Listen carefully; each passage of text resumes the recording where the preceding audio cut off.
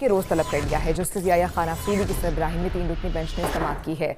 दौरान समाअत अदालत ने रिमार्क्स दिए हैं कि अब्दुल रज़ाक शर के कत्ल में पहले चेयरमैन तहरीक इंसाफ सरेंडर करें, फिर रिलीफ मिलेगा। जस्टिस मुज़ाहिर नकवी ने पीटीआई के वकील से कहा है, आप तो पूरी FIR खत्म कराना चाहते हैं।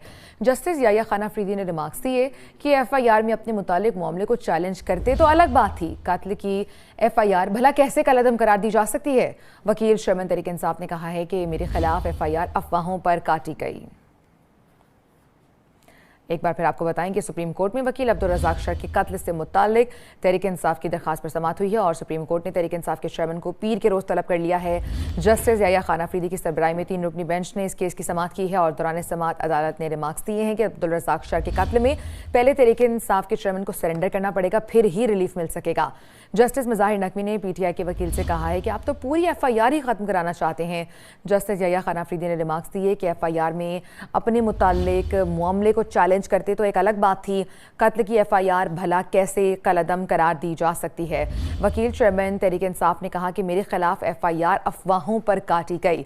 जस्टिस याया खान अफरीदी की सरबराही में 3 रुकनी बेंच ने इस केस की समाअत की है और अदालत ने रिमार्क्स दिए हैं कि अब्दुल रज़ाक शर के कत्ल में पहले चेयरमैन तहरीक इंसाफ को सरेंडर करना पड़ेगा। आसिया कौसर साथ मौजूद हैं, डिटेल्स उनसे लेंगे। जी आसिया।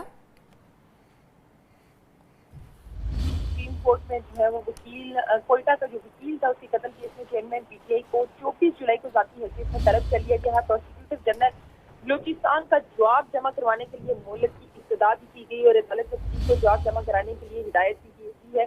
जस्टिस याया खान अफरीदी की सरबराही में 3 रुकनी बेंच ने चेयरमैन पीटीआई की दरख्वास्त पर समाअत की। जस्टिस याया अफरीदी का वकील चेयरमैन पीटीआई लतीफ खोसा से मुकालमा करते हुए कहना था कि रिलीफ लेने के लिए दरख्वास्त गुजार को जाती हैसियत में पेश होकर अदालत के सामने सरेंडर करना होगा। चेयरमैन पीटीआई को कहें कि वो खुद अदालत पेश हो।